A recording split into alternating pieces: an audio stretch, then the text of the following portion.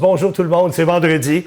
Hein? C'est des choses qui arrivent le vendredi. On est le 15 mai, la moitié du mois déjà de passé, puis il fait encore froid. Ben oui, il fait encore froid, mais là, ça a l'air que les chaleurs approchent. Puis vous avez vu mon soleil, là, juste là, là?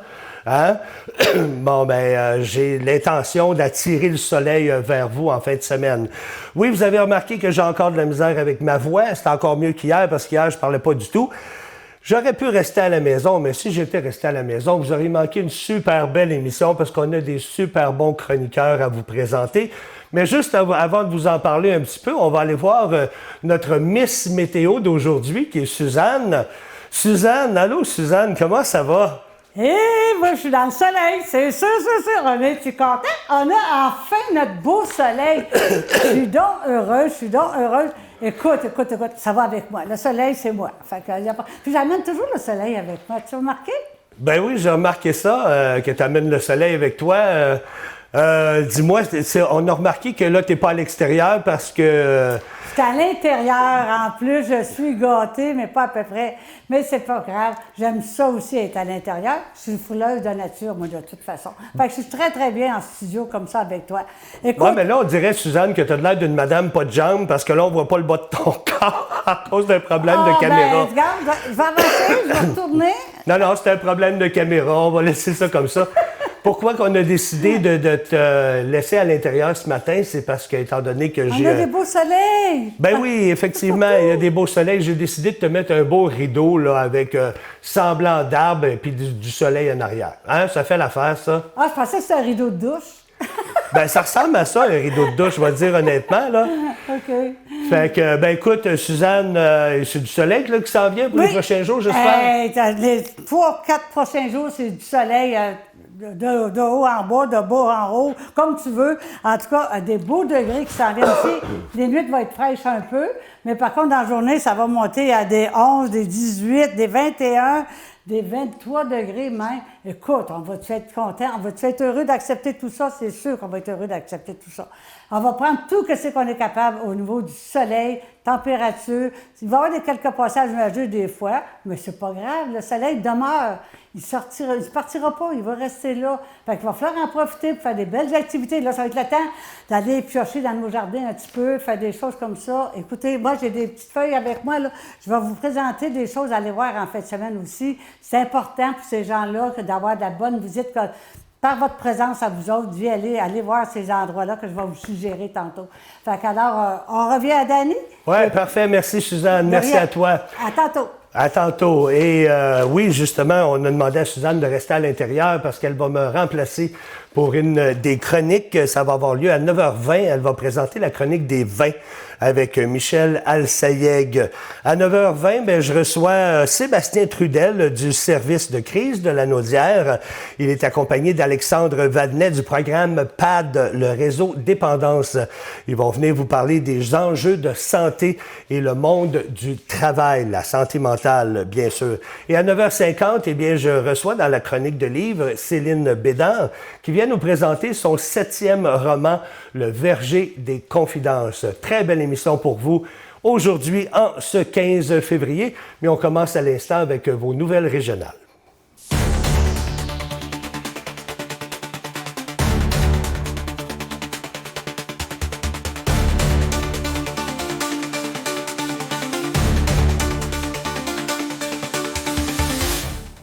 Eh bien, on nous dit que El Niño pourrait faire son grand retour cette année et il pourrait être particulièrement intense. Selon les autorités, les autorités météorologiques américaines, le phénomène climatique réchauffant devrait se développer sous peu et se poursuivre tout au long de l'hiver 2026-2027. Les plus récentes prévisions du Climate Prediction Center de la NOAA évalue maintenant à 82 % les chances qu'El Niño se forme entre mai et juillet. Les probabilités sont encore plus élevées pour sa durée. Les climatologues estiment à 96 % les chances qu'il se maintienne jusqu'à la période de décembre 2026 à février 2027. Ce possible retour est surveillé de près parce que El Niño vient s'ajouter aux effets de réchauffement climatique causés par les activités humaines.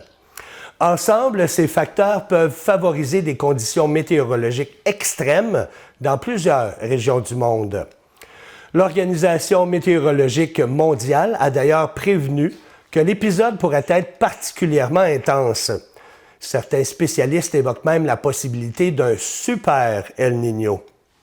Selon la NOAA, les chances d'un épisode fort à très fort dépasseraient les 50 % à partir de la période de septembre à novembre. Les scientifiques appellent toutefois à la prudence. Ils rappellent qu'une grande incertitude demeure quant à l'intensité maximale du phénomène. Un El Niño très intense ne garantit pas automatiquement des impacts majeurs partout, mais il peut rendre certaines conséquences plus probables. El Niño est une phase naturelle du climat qui prend naissance dans l'océan Pacifique. Il influence progressivement les températures, les vents et les régimes météo à l'échelle de la planète. Dans certaines régions, comme l'Indonésie, il peut favoriser des épisodes de sécheresse. Ailleurs, notamment au Pérou, bien, il peut plutôt entraîner des pluies très abondantes. Le dernier épisode El Niño remonte à 2023-2024. Cette nouvelle possibilité d'un épisode marqué sera donc suivie de près au cours des prochains mois par les climatologues. Les policiers de la Sûreté du Québec et les contrôleurs routiers ont intercepté un camion lourd dans un état jugé préoccupant lors d'une opération de surveillance qui a été menée lundi dernier à l'intersection des routes 347 et 158 à Sainte-Geneviève-de-Berthier. Le conducteur a reçu 7 constats d'infraction, dont 6 liés à des défectuosités mécaniques importantes sur le véhicule. Les amendes totalisent plus de 3 000 $. En raison de l'état du camion et du danger qu'il représentait pour les autres usagers de la route, eh bien, le poids lourd a été immédiatement rémisé par les autorités. Un chef atikamekw de Manawan et des citoyens de la Haute-Matawini réaffirment leur opposition au projet de mine de Nouveau Monde Graphite. Émilien Dubé, chef d'un territoire ancestral familial situé près du site minier, dit craindre les impacts des activités d'extraction sur le territoire, les droits ancestraux de sa famille, ainsi que sur la pratique de la chasse et de la pêche, qu'il considère comme des piliers importants de la culture autochtone. Cette sortie survient alors que Nouveau Monde Graphite tient son assemblée générale annuelle des actionnaires.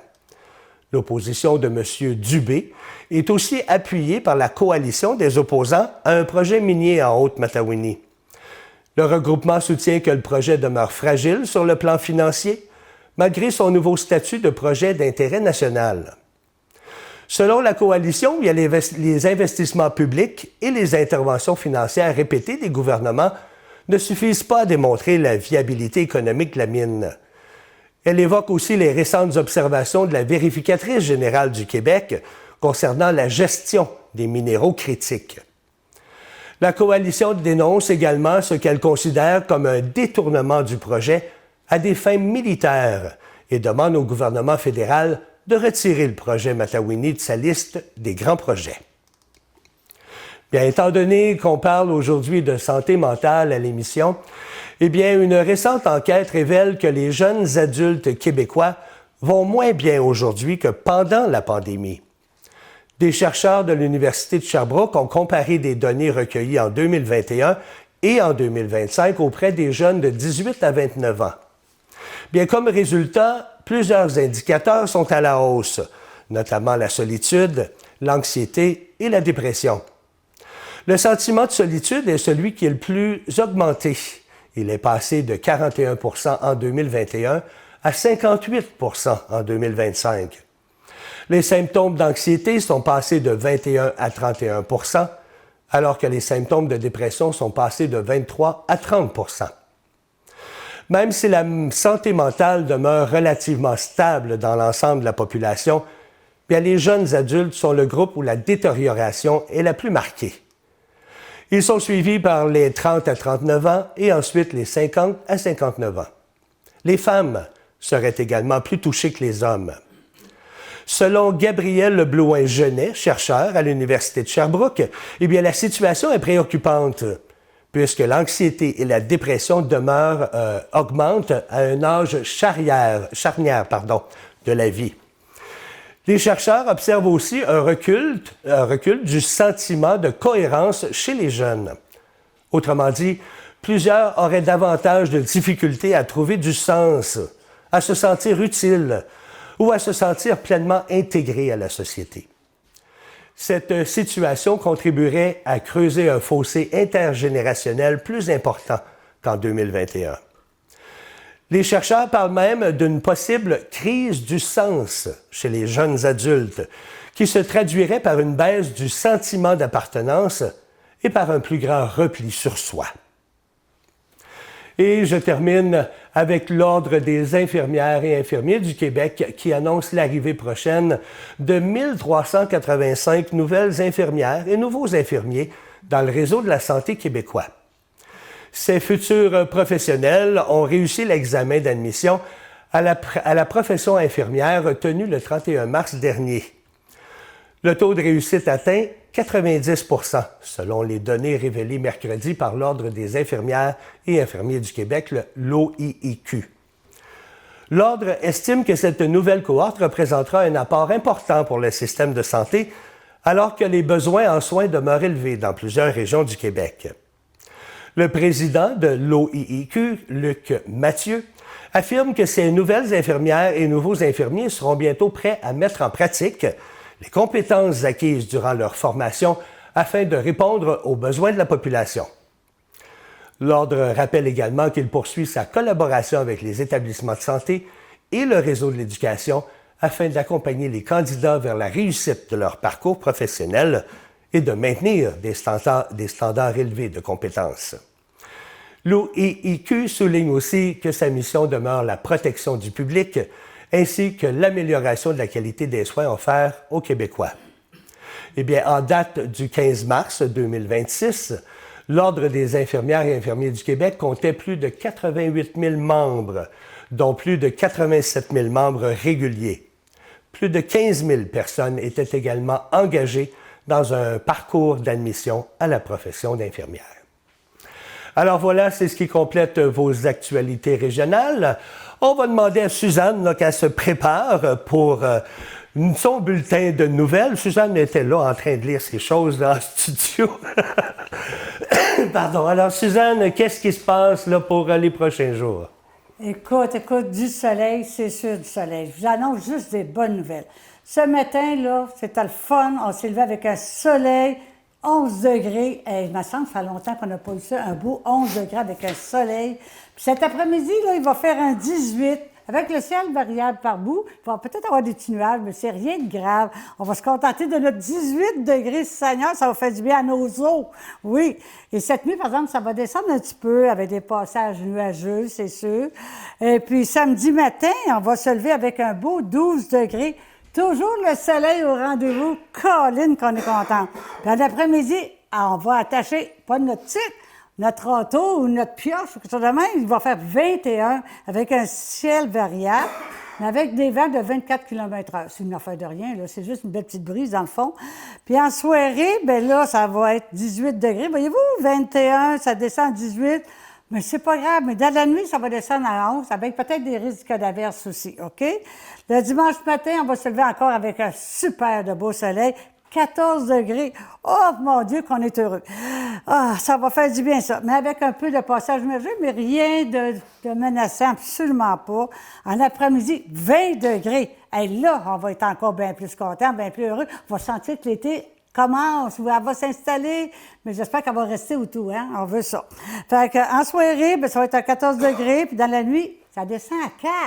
Colline, c'est pas chaud à 4 degrés durant la nuit. Moi, en autant, ça gèle pas, parce qu'on a l'intention de semer nos jardins, là. Pas que ça gèle, là. On est peut-être heureux de bonheur, par exemple, pour nos jardins. Lundi, bien, ils nous annoncent encore un beau 9 degrés en se levant avec un ciel variable. Ouf, mon doux Seigneur, avec une humidité de 57 % par exemple. Ça va être humide. En après-midi, encore un beau 20 degrés, un ciel variable, très peu de vent. On est-tu content? On est-tu content? En soirée, bien, c'est 15 degrés, puis dans la nuit, ça descend à 13 degrés. généralement dégagé toujours avec un 82 d'humidité par contre. Fait qu'alors, c'est des belles journées qui se préparent. On va en profiter au maximum pour faire plein d'activités. J'en ai une à vous suggérer, par exemple, pour samedi, qui est le spectacle, oui, country. Le 16 mai, c'est samedi à 17h. C'est pour la soirée bénéfice de la levée de fonds de Peggy Lebel. Ça va se passer au crapaud, au Chevalier de Colomb de Saint-Félix-de-Valois. OK, soyez là au moins pour 17h. Et puis, c'est une soirée spectacle country pour la levée de fonds de Peggy. C'est les personnes handicapées de Brandon. Allez voir ça samedi, on vous attend en grand nombre. C'est le souper aussi servi avec ça, 30 $ avec toute la soirée, le spectacle, la danse. Il faut en profiter avec les El Caster. OK? Fait que alors, soyez là. On a aussi ici, à Saint-Gabriel, le Chœur des Loups qui fait chanter le bal masqué. Surtout, c'est ouvert à partir de 7h30 le soir, OK? 19h30. Et puis, c'est la chorale d'un soir qui appelle ça. Ils font chanter le monde en gang. Du plaisir qui porte sur la magie, sur l'énergie du groupe. En tout cas, on chante tout le monde ensemble en tout. Fait qu'alors, présentez-vous au bal masqué samedi soir à 7h30. Soyez là. En attendant, on garde notre soleil dans notre cœur. On retourne à Danny pour le restant de l'émission. Ah non, merci beaucoup, Suzanne. Très gentille de remplacer comme ça à pied levé notre amie Louise. Eh bien, ce qui s'en vient à l'émission, tout de suite après la pause, on reçoit Sébastien Trudel du service de crise de la Naudière et Alexandre Vadnet du programme PAD qui va venir nous expliquer tout ça. Et ils vont venir nous parler de santé mentale ainsi que de le monde du travail. On vous donne toutes les informations à propos de ça dans 2 minutes après la pause. Restez là.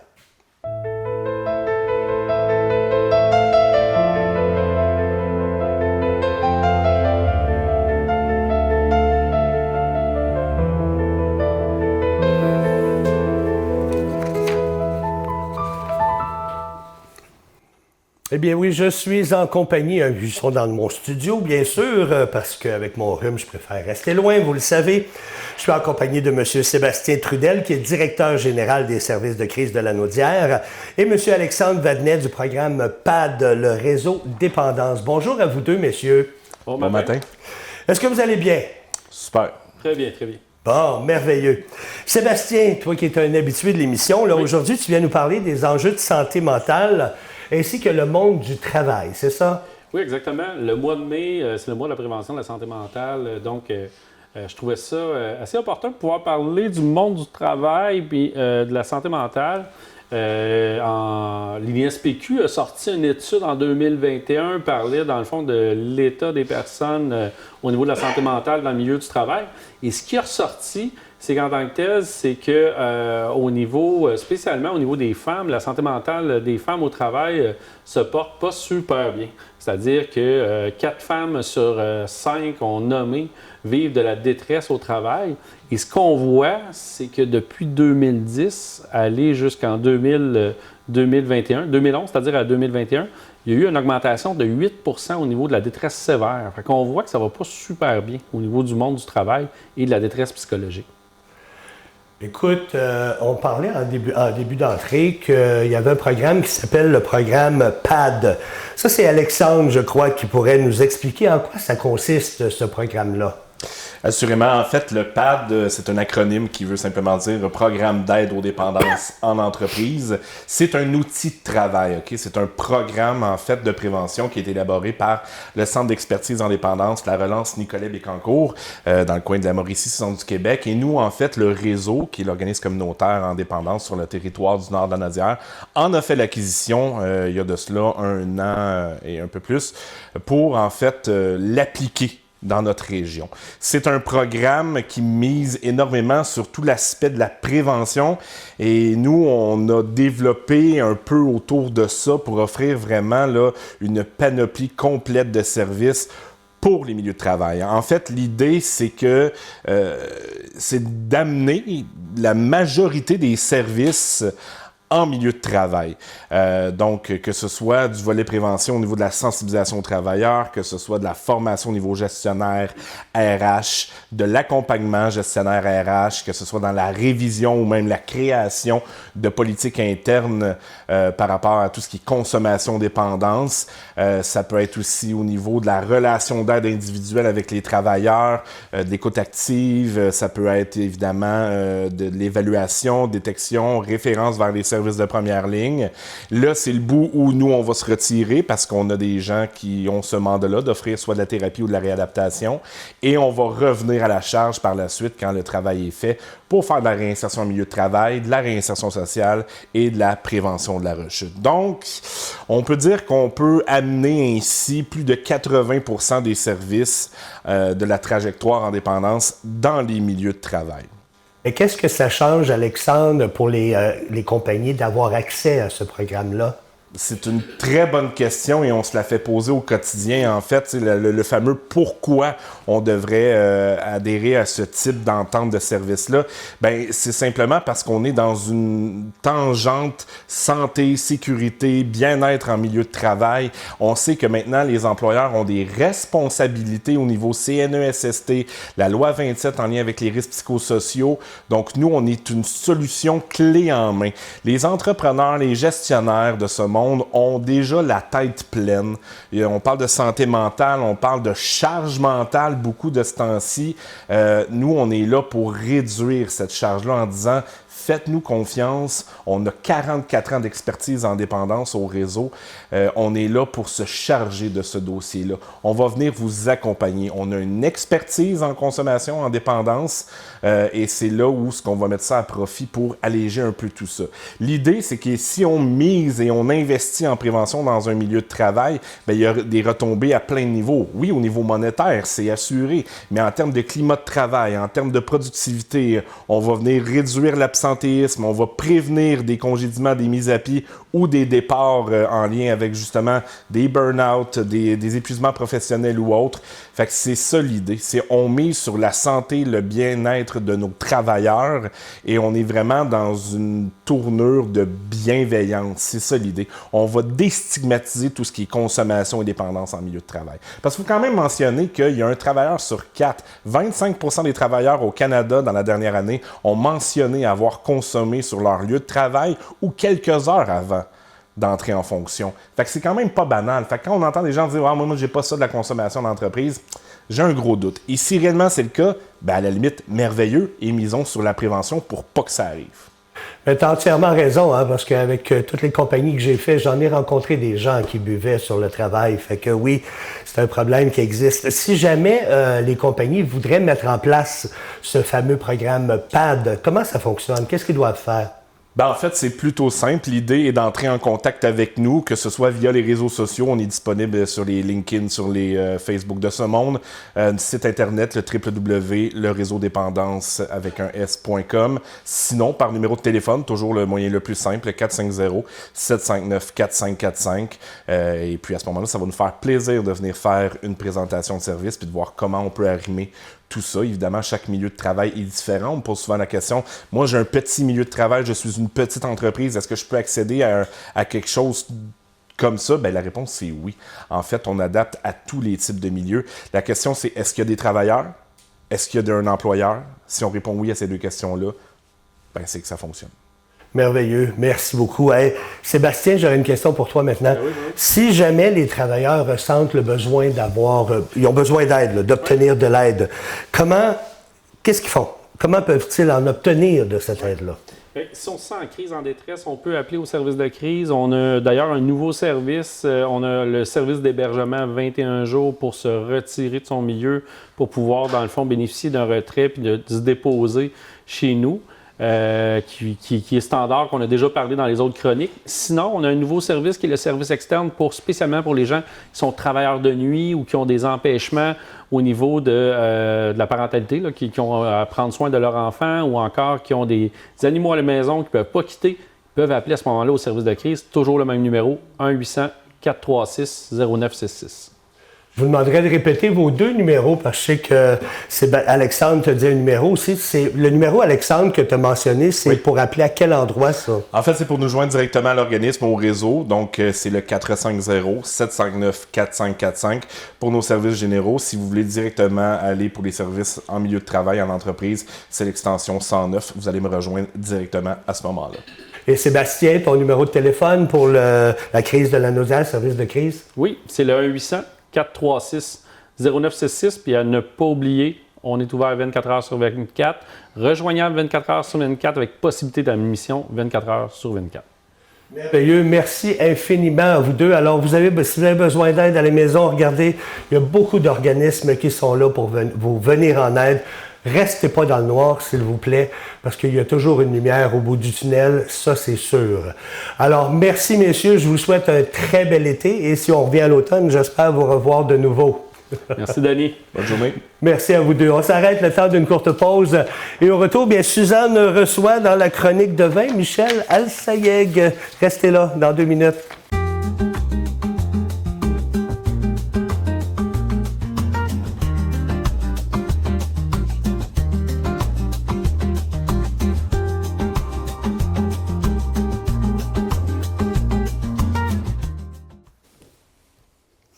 Hey, bonjour. Hey, je m'en viens de vous présenter un monsieur qui est vraiment le fun. Vous voyez tout le bout des cages devant moi. Bonjour, monsieur Michel, ça va bien? Suzanne, ça va bien, vous? Ah, ça va super bien. Et surtout que là, on va être gâtés avec le vin. Oui. Expliquez-nous, pourquoi vous avez apporté tout ça ce matin? À quoi ça sert tout ça? Alors, aujourd'hui, je vais vous expliquer une chose qui reste la bête noire de beaucoup de personnes, même pour mes employés, c'est des fois le service du vin.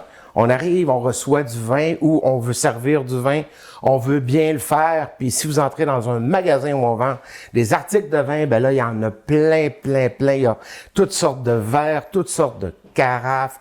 Alors là, je suis là pour vous démêler ça et vous rendre ça le plus simple possible. Oh, c'est bon ça. Donc, pour commencer, la fameuse bouteille de vin. Alors, la bouteille avec un bouchon. Ben oui. Alors, comment l'ouvrir? Ce qu'on a besoin, c'est d'un outil qui s'appelle le limonadier. Alors, le limonadier, c'est vraiment, ça a un couteau, et puis vous avez ici deux arrêts, comme ça. Donc, puis, bien sûr, la queue de porc, la queue de cochon, qu'on aime C'est ça, oui. Donc, pour ouvrir la bouteille, c'est très, très simple. Ce qu'on va faire, c'est on va profiter en bas ici, et on va pousser vers le haut. Donc, vous voyez ici comment c'est simple de faire une coche, puis là, vous tournez l'autre côté. Ensuite, je vais vous l'inviter chez moi. un beau coup de couteau comme ça, et ça sort. Donc, ça, c'est la première étape. Au restaurant, la première chose qu'on va faire, si vous commandez une bouteille de vin, on va vous présenter le bouchon. Alors, quand on vous présente le bouchon, exactement. Donc, pour ouvrir ici, vous avez 2 coches. Alors, ça, c'est peut-être l'étape la plus difficile. Alors, on entre à peu près jusque-là. On y va. 1. Ensuite, le deuxième ici. Et on lève. Non, d'où c'est simple. Hein? C'est simple. C'est ça, forcez pas, c'est vraiment facile. Ensuite, quand on vous présente le bouchon, ce que vous devez pas nécessairement le sentir. On a cette habitude-là de le sentir. Si jamais il y a du trichloroanisole ou du TCA, qui est un champignon que vous allez sentir tout de suite, ça va sentir la vieille cave.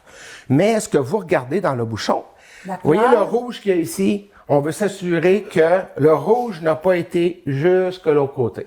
Si jamais le rouge, vous en avez ici, jusqu'à l'autre bout, ça veut tout simplement dire que le vin a été oxydé. Ça veut dire que le bouchon a peut-être séché. Il sera plus bon. Ça va goûter le vinaigre. Exactement, c'est ça. Donc, c'est la raison pour laquelle on vous présente le bouchon. Ensuite, on va vous servir un verre. Les verres. Alors, pour les verres officiels de dégustation, c'est le verre ici qu'on appelle le verre Inao.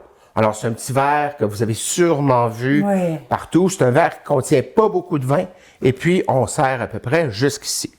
Pour vous, à la maison. On parle pas maintenant de compétition, on parle d'être à la maison. On n'a pas besoin d'avoir une centaine de verres. Non, on a des invités chez moi, fait que leur fait goûter le petit vin, je veux leur servir. Ce qui est le fun à la table, c'est d'avoir un verre à vin blanc, un verre à vin rouge. C'est tout. Allez pas plus loin que ça. Pas un verre à pinot noir, un verre à cabernet, Non. Allez pas là, verre à vin blanc, verre à vin rouge. Le vin rouge, est-ce qu'il sert juste pour la viande rouge ou bien non, le vin blanc, c'est pour les viandes blanches? En général, à peu près, vous avez raison, il y a aussi les sauces, par exemple. C'est sûr que quand on va dans le mets vin, c'est un autre jeu, là. C'est vraiment beaucoup plus complexe. Pour le service, alors quand vous servez le vin, alors ici on a un vin rouge, le verre, quand on l'achète, essayez d'avoir un verre, qui va être plus large ici que là. Pourquoi? Parce qu'on va concentrer les arômes vers le nez, dans le fond.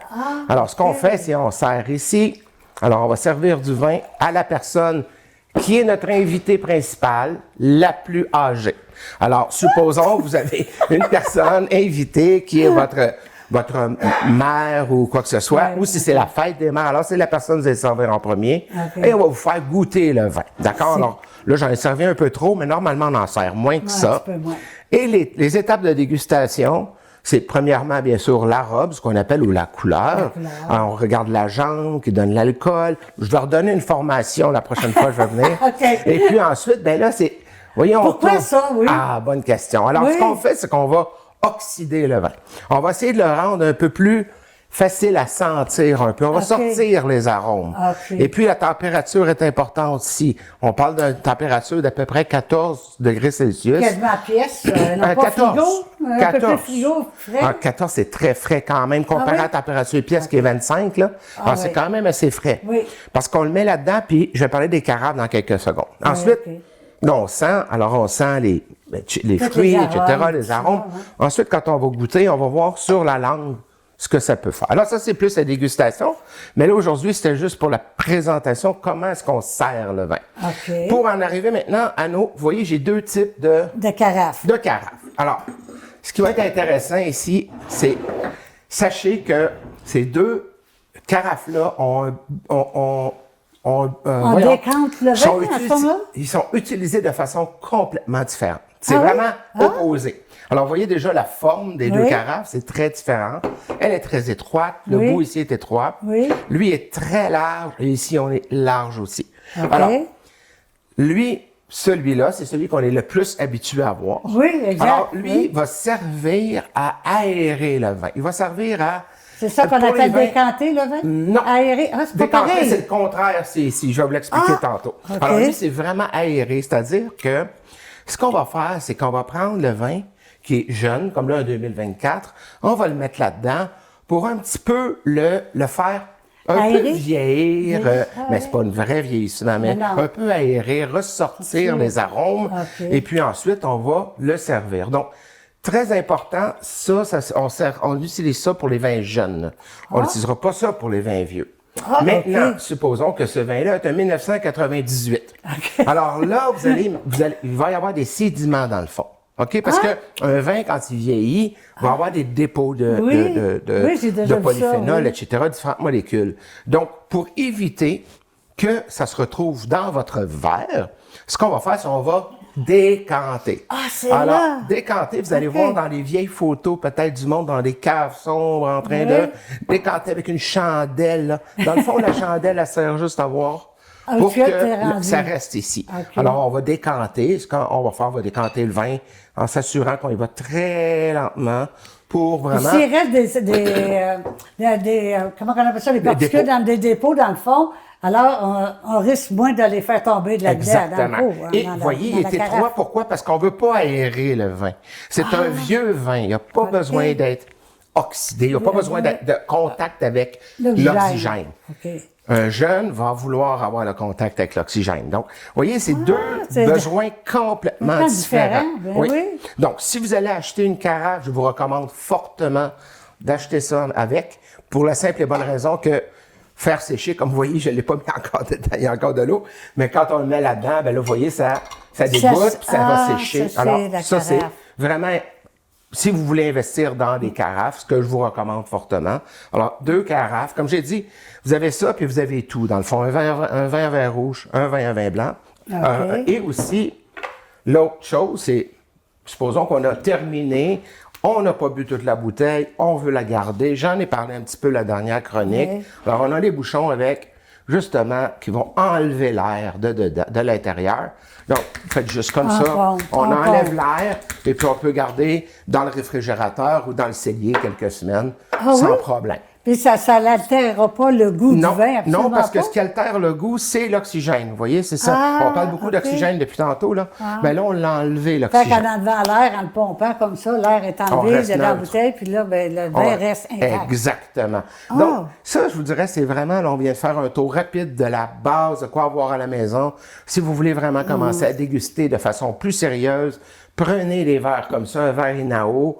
Là, on s'en sert un tout petit peu, mais c'est vraiment pour, là, on va déguster. On va vraiment avoir les arômes, et puis on va pouvoir vraiment le déguster de manière analytique. Ok. Ça, comme je disais, vin blanc, vin rouge, c'est tout ce que vous devez avoir dans votre... d'accord? Bon.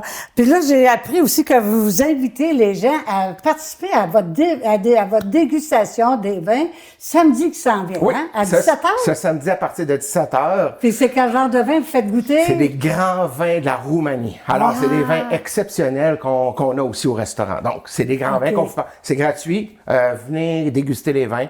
Puis Là, je vois sur votre chandail, tel père, telle fille. Oui. Ça, c'est à Mandeville. C'est un restaurant de bistrot. Puis il y a de la gastronomie aussi que vous faites là Absolument, aussi. absolument. Là, vous allez faire votre dégustation là directement au restaurant tel père, telle fille? oui, avec l'agence et l'importateur en plus qui va être là. Ce ne Ben, sera pas moi qui va animer. Ça ok. va être le producteur. Je vous remercie beaucoup, Michel, Merci de votre beaucoup. visite. Fait que je suis très bien renseignée maintenant. On va aller à la pause.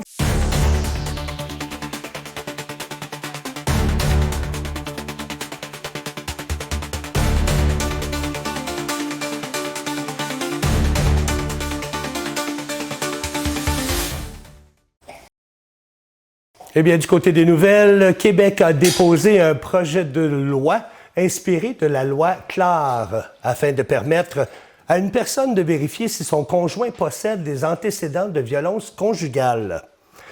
L'objectif derrière tout ça, c'est de mieux protéger les victimes potentielles et de prévenir de nouveaux féminicides.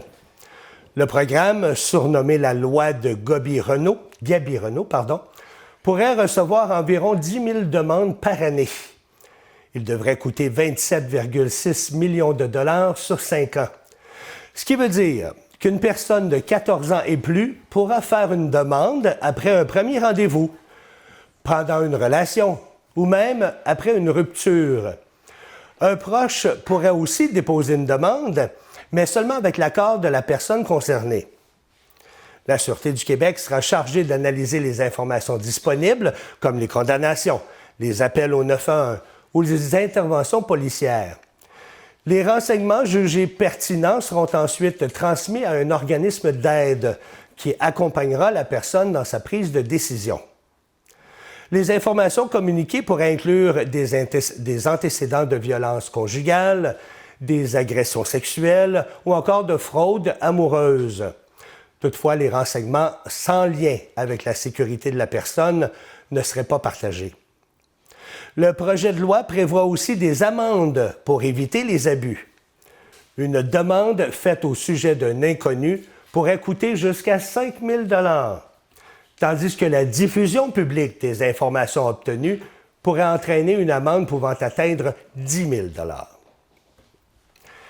Le recensement canadien était en cours partout au pays cette semaine.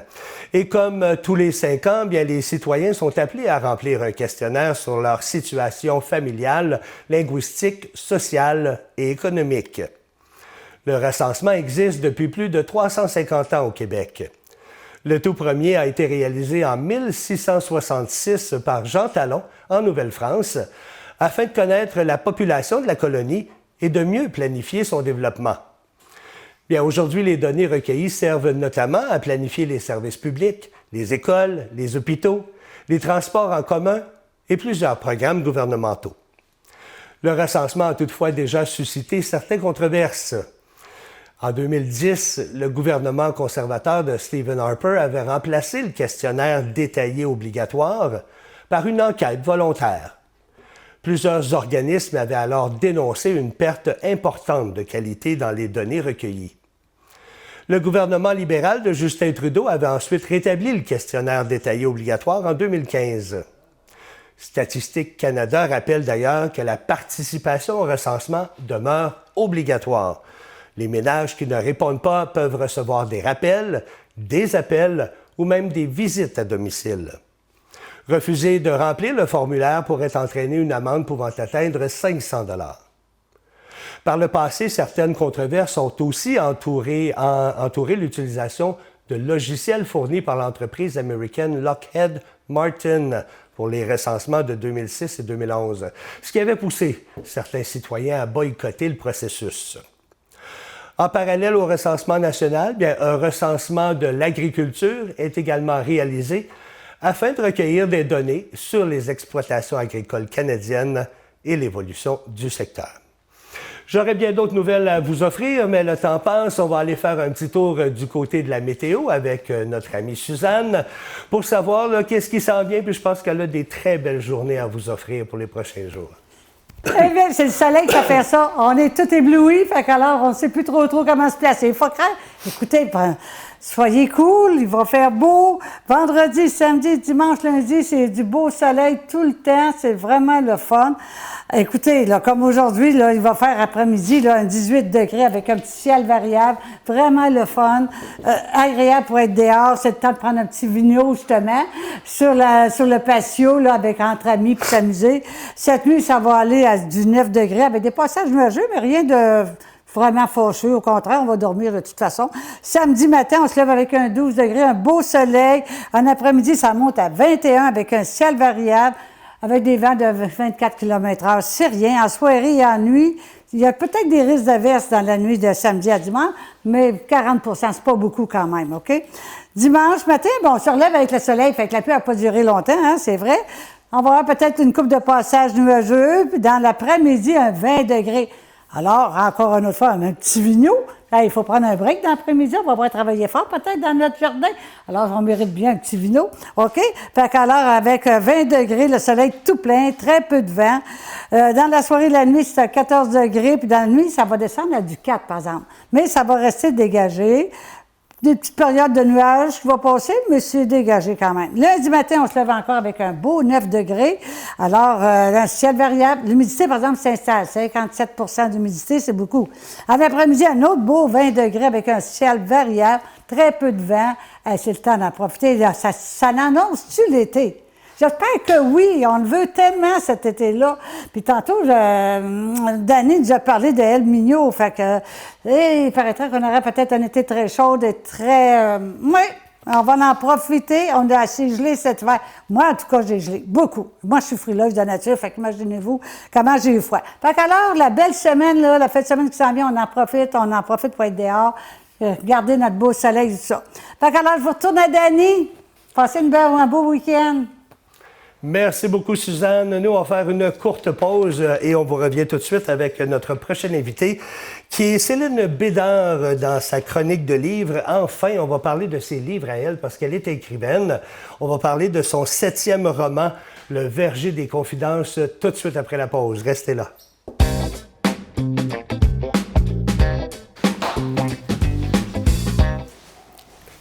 Eh bien oui, nous sommes de retour avec Céline Bédard. Comment vas-tu, ma belle Céline? Ça va très bien. Et toi, Danny? Ça va super bien. Merci beaucoup d'être là encore une fois ce mois-ci. Et je suis content parce que là, on va parler de toi. Parce que toi, tu es écrivaine. Ouais. On va apprendre à te connaître. Avant que tu me présentes ton 7e livre, tu en as fait combien de livres, Suzanne? Céline. Bon. Céline. J'en ai fait 7. Je suis à l'écriture du 8e, donc c'est ça. J'ai pas arrêté depuis ma retraite 2015. J'ai commencé à écrire un livre par année presque, et depuis j'ai retardé un peu. Là, ça fait 2-3 ans que j'ai un petit peu plus de difficultés avec les petits enfants qui sont arrivés. Et voilà. Alors, et Le Verger des Confidences, c'est mon 7e. C'est pas nécessairement pour mon préféré. En fait, ils sont tous mes préférés. Je suis pas capable d'en déterminer un. Mais comme c'est le dernier, je trouve que c'est le plus réussi dans le sens où l'histoire, mais pas même l'histoire, surtout l'écriture, pour moi, est encore plus réussie. Alors, c'est ce qui me rend très fière. Et j'adore la couverture. C'est un verger. Alors, c'est un chemin qui mène juste dans un verger, ce qui fait que Et c'est un ami qui a pris la photo, qui est un professionnel de la photo, Christian Noël, qui m'a donné cette photo-là pour pouvoir faire mon dessus de livre. Mais en tout cas, tu me fais peur un petit peu, Céline, parce que c'est pas mon préféré, parce que je les aime tous. C'est ça! Tes romans, en principe, Céline, ils parlent de quoi en général? Avant de parler du 7e, là, c'est quoi tes histoires en général? Ben, en fait, c'est des livres qui représentent les préoccupations, les valeurs, la quête du bonheur de la génération actuelle aujourd'hui. Donc, en 2026, qu'est-ce qui se passe aujourd'hui? Comment les gens se sentent? Autant les personnes j'allais dire de mon âge, de 40 ans, que les personnes de 60 ans. Dans ce livre-là, surtout, j'ai des personnes qui ont jusqu'à 80 ans, qui se regroupent ensemble dans un verger, c'est-à-dire pour exploiter la propriété du verger. Donc, il y en a des jeunes, il y en a de tous les âges, il y a même des jeunes adolescents. C'est très sympathique de voir ce contact-là entre chacune des générations qui sont tous à la recherche du bonheur. Moi, ce que je trouve intéressant aussi dans ton livre, c'est que ça se passe ici, dans la région de la Naudière. Effectivement, ça se passe... en fait, c'est mon 3e, 4e livre qui se passe dans la région de la Naudière, qui sont bien ancrés, les personnages sont bien ancrés dans les préoccupations de la vie d'aujourd'hui. Ça, je trouve ça important. Dis-moi, parle-moi des personnages. Comment ça se passe dans ce fameux livre-là? Mes 3 personnages principaux sont Simon, Nathalie, sa conjointe, et Karine, la meilleure amie de Simon. Alors, Simon n'est pas heureux dans sa relation avec Nathalie et il veut surtout enfin connaître le mystère de son adoption à sa naissance.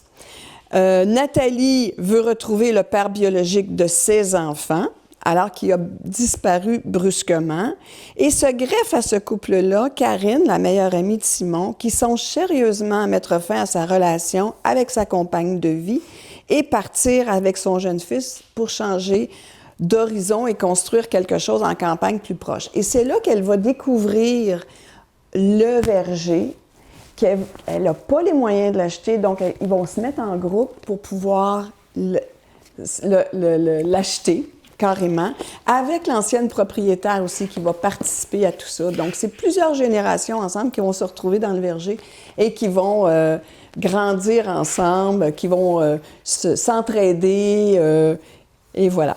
Ben, j'ai besoin que tu m'en dises plus, là. J'ai besoin de savoir qu'est-ce qui se passe dans ce verger-là, là. Moi, je sais pas, ça... Il me semble qu'il doit se passer des affaires coquins là-dedans, là. En fait, les parents adoptifs de Simon sont à l'extérieur du pays, donc ils ne peuvent pas répondre à toutes les questions qui se posent. Donc, il va aller vers sa grand-mère, sa grand-mère paternelle adoptive, pour pouvoir avoir plus de réponses, puisqu'elle était présente lors de l'adoption, elle va le diriger vers sa grand-mère maternelle, donc la grand-mère de Simon. Et il va se développer des amitiés, des relations incroyables entre tous ces gens-là. Ça a bien l'air qu'on ne restera pas juste dans la Naudière, on se déplace aussi, là. On va aller voyager un peu, là, je pense. En fait, la grand-mère de Simon, la grand-mère maternelle, est d'origine, mon Dieu, elle vient du Bélarus, elle est née en Biélorussie, elle a déménagé en Pologne, puis en Allemagne, ce qui fait et elle a cheminé en Europe. Mais c'est un court passage dans le livre, je veux dire, c'est pas ça la principale histoire, c'est juste qu'on va accrocher l'histoire de la grand-mère à Simon, et voilà. Ben écoute, penses-tu qu'ils vont retrouver leur chemin là-dedans, eux autres, là, parce qu'un verger, c'est pas toujours évident. Toi, penses-tu qu'ils vont la retrouver, le chemin? Moi, j'espère que ça finit bien, c'est ce que je pense. Ça finit toujours bien, mes histoires. Des fois, ça paraît nébuleux, mais ça finit toujours bien. Ils vont être heureux. Ça veut pas dire que ça va se dérouler comme on s'y attendait, mais oui, ça se déroule très bien. Merveilleux. Écoute, ce livre-là est disponible déjà oui, en magasin? Oui, il est disponible. En fait, il est disponible dans les librairies qui le demandent. Il est disponible aussi sur Amazon et principalement sur la boutique culturelle en ligne de Culture Lanaudière à Joliette. Donc, vous pouvez vous présenter sur place en appelant avant ou sur leur site de la boutique en ligne, c'est le 4673.ca. Donc, vous pouvez retrouver mes livres là. Les versions EPUB sont... Il m'est arrivé un petit accident avec les versions EPUBs. Donc le dernier étant EPUB, il n'y a pas de problème, on peut se le procurer sur Amazon. C'est bien important de noter que mon prénom, c'est avec un Y. Donc, si vous faites des recherches de Céline Bédard, s'il n'y a pas le Y, vous ne trouverez jamais mes livres. Donc, surtout sur Amazon, il y en a plusieurs. Céline, il nous reste 30 secondes pour parler d'un événement qui s'en vient pour toi bientôt. Là. Oui, je voulais vous dire, j'ai quelques salons cet été où je serai présente, mais le prochain, c'est le marché public du livre de Saint-Narcisse. Ça se déroule le 28 juin de 10h à 15h et c'est intitulé « Bouquins et bière ». Je sais qu'il y a déjà 80 participants, 80 auteurs et bière parce qu'on aura de la dégustation de bière en même temps, tout ça. Pour plus d'infos, mon site web, celinebédard.ca avec un Y. Merveilleux. Merci beaucoup, Céline, de t'être déplacée pour nous parler de ça. Puis je suis content qu'on commence à te connaître un petit peu plus. Bien, moi aussi, je suis très Puis j'imagine que rendu à l'automne, qu'il va peut-être y avoir un 8e livre, on ne sait pas. Seul le temps nous le dira. Oui, c'est ça, exactement. Eh bien, Céline, on te souhaite un super bel été. Peut-être qu'on va se revoir à l'automne, on ne sait jamais. Merci à toi, Céline. Merci. Alors, nous, c'est ici que se termine l'émission. Bien oui, déjà, Suzanne, merci beaucoup, Suzanne, d'avoir été là. On va demander à la régie, voilà, de se voir au moins un petit peu. Merci à toi, Suzanne. Bien, ça me fait tellement, mais tellement plaisir. On en découvre des choses à cette émission-là. J'adore notre émission. C'est vraiment des belles personnes qui viennent nous voir et nous raconter leur histoire, nous raconter ce qu'ils font dans leur vie et tout ça. Moi, je trouve ça splendide. On passe des belles journées avec vous autres. Puis toi aussi, Dani, félicitations. Malgré ton rhume, ta grippe, là. Oui, je pensais beaucoup que la voix allait me casser, mais c'est quand même pas si pire, là. Les antibiotiques font peut-être effet, là. Oui, peut-être qu'ils commencent à faire effet. En tout cas, moi, j'ai vu aujourd'hui que tu avais bien aimé ta chronique de vin. Oui, beaucoup, beaucoup, beaucoup. Il est gentil, ce monsieur-là, puis j'en ai encore appris. On apprend toujours quelque chose, hein? Tout le temps. Ça, c'est sûr. Merci beaucoup, Suzanne. Ça fait plaisir. Le temps de rappeler au monde que lundi, on est en congé. On sera là seulement que mercredi. Ben oui, c'est la fête, lundi. La fête de la Reine, la fête de dollars, la fête de plein de choses, des patriotes. On verra pas Mme Soleil lundi? Ben non, on verra pas Mme Soleil la semaine prochaine. Peut-être qu'on fera une exception pour mercredi, on verra. Si elle est disponible, on lui demandera. Parce que mercredi, ce qu'on reçoit, ben non, je pourrais pas parce que j'ai déjà 3 chroniques mercredi. On reçoit Karine Provencher de chez Jean Coutu qui vient nous parler de beauté. On va parler également d'immobilier. Et je reçois le 2e gagnant du concours de la Chambre de commerce. Hein. On vous avait présenté le premier gagnant il y a un mois. Là, on va vous présenter le 2e. On vous garde la surprise. On va avoir ça mercredi à l'émission à 9h. Fait que d'ici ce temps-là, Suzanne, bon week-end. Toi aussi, repose-toi bien, reviens-nous en forme. C'est ce que je vais faire. Merci beaucoup à toute l'équipe. On souhaite un bon week-end long à toute l'équipe. Louise sera avec vous demain samedi au bingo. Et moi, je vous retrouve mercredi à 9h pour une autre émission. Bon matin, la Naudière. Bye-bye tout le monde. Bonne semaine.